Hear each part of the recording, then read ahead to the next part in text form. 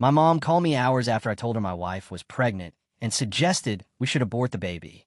Not because of health reasons, not because of timing, because my sister would be sad that we got pregnant first, and apparently, her feelings mattered more than my unborn child's life. I'm Nathan, 30 years old, and my sister Claire is 27. We're 3 years apart in age and about 1,000,000 miles apart in every other way. Growing up, my mom treated her like this fragile, precious thing that needed constant protection from reality. I got the figure it out yourself treatment while Claire got the let me handle everything for you, sweetheart special. So therefore, she turned into exactly what you'd expect, spoiled, entitled, completely incapable of handling disappointment. My wife Jessica and I have been together for 5 years, married for 2. We've been planning for this pregnancy, saving money, talking about names, getting excited about the idea of becoming parents. When we found out she was pregnant a couple months ago, we were over the moon. Therefore, we decided to tell our families first before making any big announcement. Jessica's parents cried happy tears, hugged us, immediately started talking about nursery colors and offering to help however we needed. My dad congratulated us with this genuine smile and said he was proud. Then he left it at that because he's never been the overly emotional type, but his happiness was clear. My mom, though, she went quiet, smiled this tight little smile, said congratulations in a voice that sounded like she was reading from a script. A few hours later, my phone rang. Mom, she started with small talk. How was work? How was Jessica feeling? All that surface level stuff. Therefore, I thought maybe she was just calling to say congratulations again, to be more enthusiastic now that the shock had worn off. Instead, she pivoted into this careful tone and said she didn't think going through with the pregnancy was a good idea right now. I actually laughed at first because I thought she was joking. She wasn't. She started listing reasons: financial strain, career complications, who would stay home with the baby, how we were both so young and had plenty of time. I told her we'd already thought through all of that. We had savings. We both had paid parental leave. We'd already researched childcare options and talked to family about potential help. Every concern she raised, we'd already addressed. Therefore, I knew something else was going on, something she wasn't saying. I kept pressing. Finally, she cracked and told me the truth. Claire had been trying to get pregnant this year. Apparently, she and her husband had been planning it, timing it, doing everything right, but it just wasn't happening. She was already upset about it, stressed about it, starting to spiral. My mom said that if Jessica and I went through with our pregnancy while Claire was struggling, it would be emotionally devastating for her. She actually used those words. Emotionally devastating. Like my wife's pregnancy was some kind of attack on my sister. She suggested, and I'm not exaggerating, that we should terminate the pregnancy so Claire wouldn't feel overshadowed or hurt. She said it would divide the family if we had a baby while Claire was dealing with her fertility struggles. Therefore, the solution in her mind was simple. We should just wait, get rid of this pregnancy, and try again later when it wouldn't upset Claire. I sat there in silence for a solid 10 seconds, trying to process what I'd just heard. My mother, the woman who raised me, who I thought had some basic sense of morality, was suggesting I convince my wife to abort our wanted, planned pregnancy because my sister might feel jealous. I told her no. Obviously, I said it was unfortunate that Claire was struggling, but we weren't going to terminate our pregnancy to spare her feelings. That was insane. I told her that for her sake, I was going to pretend she never said it so I could still respect her as my mother. Therefore, I thought that would be the end of it, a moment of temporary insanity that we'd both quietly forget. She didn't let it go. She kept pushing, saying Claire had been trying for so long, that this would devastate her, that I needed to be mindful of my sister's feelings, that family comes first. She kept using that phrase, family comes first, like I wasn't family, like my wife wasn't family, like our unborn child didn't count. The only family that mattered was Claire and her hurt feelings. I realized there was no point arguing with someone who genuinely believed what she was saying. So therefore, I said, okay, just end the conversation, and hung up. Then I blocked her on everything: phone, social media, email, all of it. I told my dad what happened, and to his credit, he was horrified. He apologized, said he'd make sure she didn't contact me again, and he actually kept that promise. For months of silence, for months of peace, Jessica's pregnancy progressed beautifully. We had doctor's appointments, ultrasounds, started buying baby things. We existed in this happy bubble where my mom's cruelty felt like a bad dream we'd woken up from. Therefore, we decided it was time to make the pregnancy public. We posted on social media, Cute announcement photo, heartfelt caption about how excited we were, all the normal stuff. Our friends went crazy with congratulations. Jessica's family shared it immediately. It felt good to finally share our joy with everyone. That's how Claire found out, through our social media post. And apparently, that was the worst thing I could have possibly done. A few days after the announcement, my doorbell rang. I opened it to find Claire and my mom standing there, both looking serious and determined. They said they wanted to talk about our family and moving forward. I wanted to slam the door in their faces, but curiosity got the better of me. I let them in. I didn't waste time with pleasantries. I told Claire straight up that I didn't really consider her close family, that we never had that kind of relationship, and that I didn't think it was important to tell her privately about the pregnancy. I said if she'd gotten pregnant first, she never would have told me directly either. I would have found out through social media, just like she did. Therefore, I didn't see why she was so offended.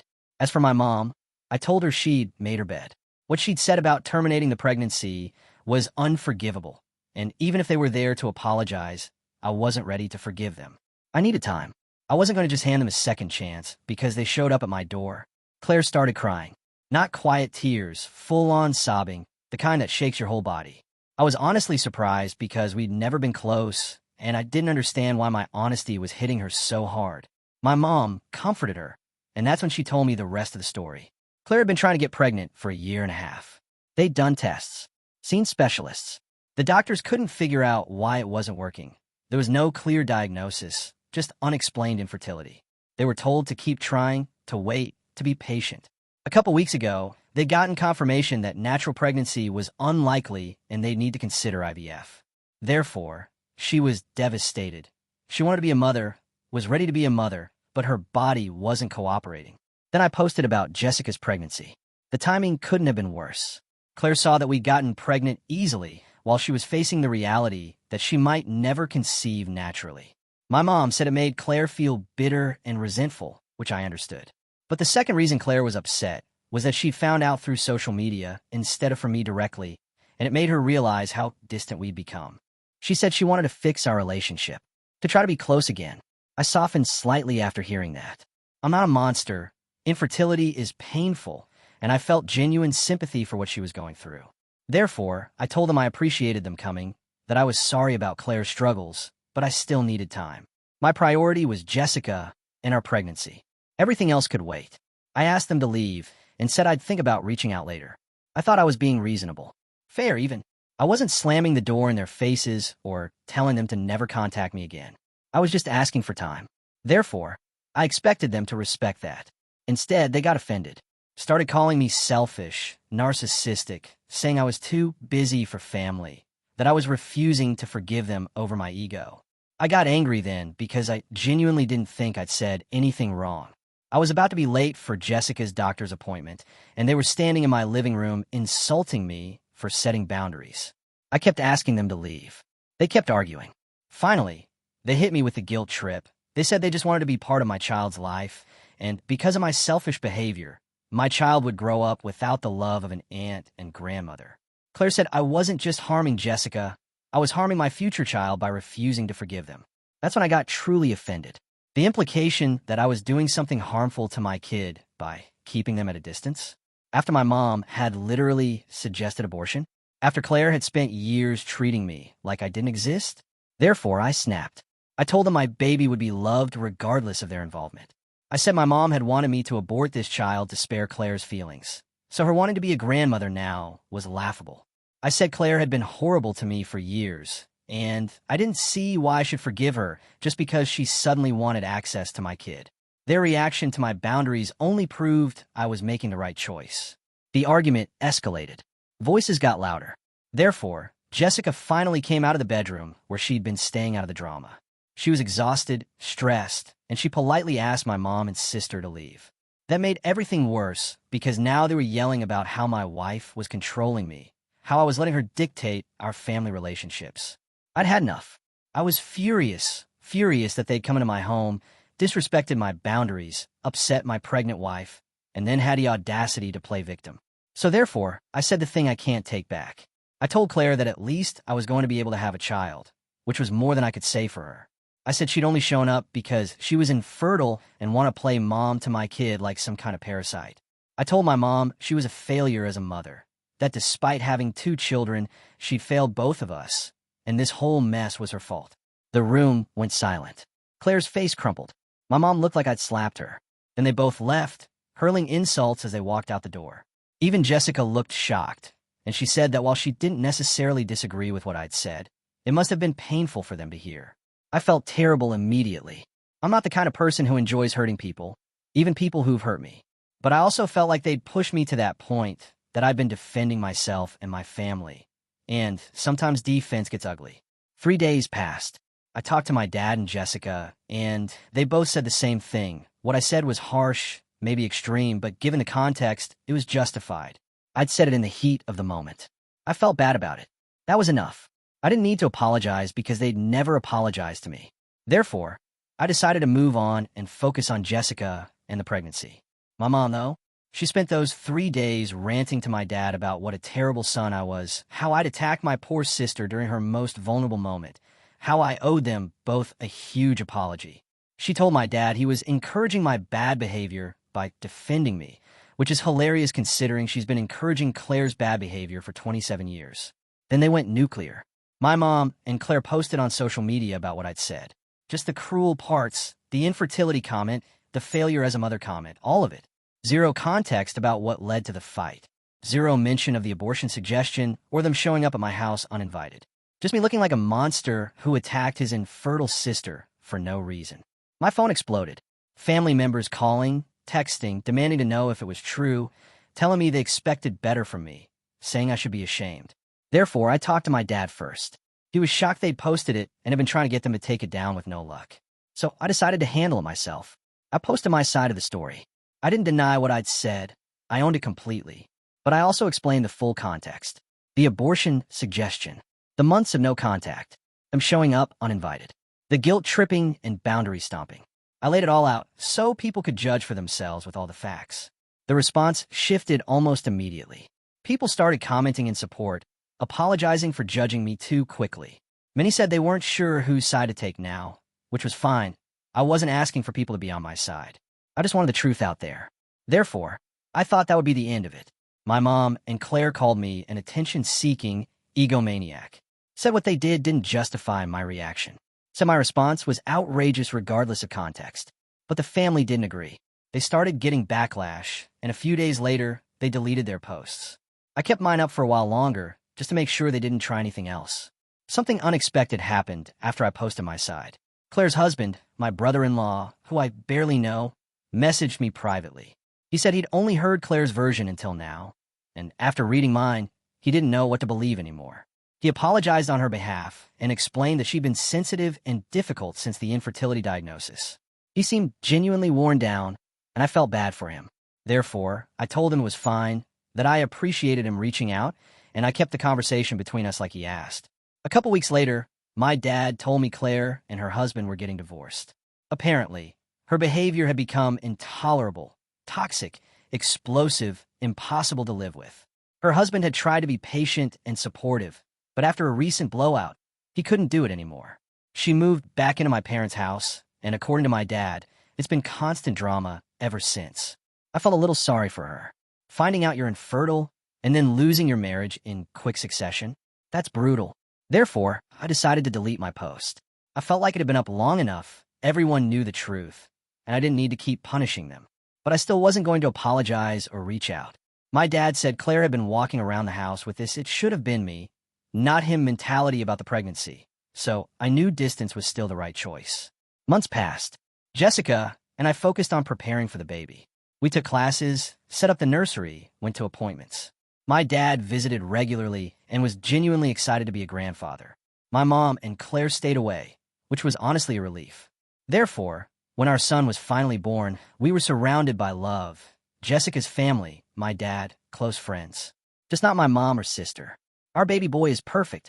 Chubby cheeks, tiny hands, this little personality already started to show through. I'm completely in love with him in a way I didn't know was possible. Jessica is incredible. Watching her become a mother has been the most beautiful thing I've ever seen. Therefore, we're happy. Genuinely, deeply happy. Claire, as expected, hasn't shown any interest in meeting her nephew. I'm not surprised, And honestly, I'm relieved. The last thing I want is her negativity anywhere near my son during this precious time. From what I've heard, she's been downplaying the birth, complaining about it, trying to make it about her pain. But she's still living with my parents, so the only person who has to deal with that is my dad. My mom, though, suddenly, she's remembered she's a grandmother. She's been begging my dad to act as a mediator so she can meet her grandson. My dad has refused, told her he won't get in the middle, that she knows exactly why she's not welcome. Therefore, she's not going to meet our son. Not after suggesting Jessica should abort him. Not after prioritizing Claire's feelings over his existence. Not after everything. She's been telling people I'm being cruel, that she just wants to be part of her grandchild's life, that I'm depriving my son of a grandmother's love. But here's the thing. My son isn't being deprived of anything. He's surrounded by people who love him unconditionally, who wanted him from the moment we found out he existed, who celebrate him instead of treating him like an inconvenience to someone else's feelings. Claire's divorce was finalized recently. My dad told her she needs to start looking for her own place because he's done enabling her. Even my mom isn't happy about that, but my dad has reached his limit. I can't imagine what it's been like living with Claire while she spirals, and I'm proud of him for finally setting that boundary.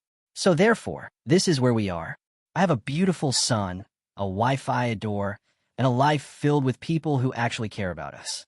My mom is begging for access she'll never get. Claire is miserable and alone, facing consequences that are entirely her own doing. And me? I'm not losing sleep over either of them anymore. Because here's what I learned through all of this. Boundaries aren't cruel just because they hurt someone's feelings. Saying no isn't selfish when you're protecting your peace and your family. And sometimes the people who claim to love you the most are the ones most willing to sacrifice your happiness for their own comfort. My mom wanted me to choose between my unborn child and my sister's emotions, and she genuinely thought I should choose my sister. She thought Claire's potential sadness mattered more than my son's actual life. Therefore, she lost access to both of us, her son and her grandson. That's not me being vindictive. That's just consequences. Claire wanted to play aunt and quasi-mom to my child while continuing to treat me like I didn't exist. She wanted the benefits of family without any of the work of actually being family. So therefore, she doesn't get either. She doesn't get my son, and she doesn't get to weaponize her infertility to guilt me into giving her what she wants. And you know what? My son will never know the grandmother who wanted him aborted or the aunt who resented his existence. He'll only know the people who celebrated him from day one. He'll grow up loved, wanted, and free from the toxic dynamic that defined my childhood. Turns out, the grandmother who wanted me to abort my son because it would hurt her favorite daughter's feelings never got to hold him. And that's exactly the consequence she earned.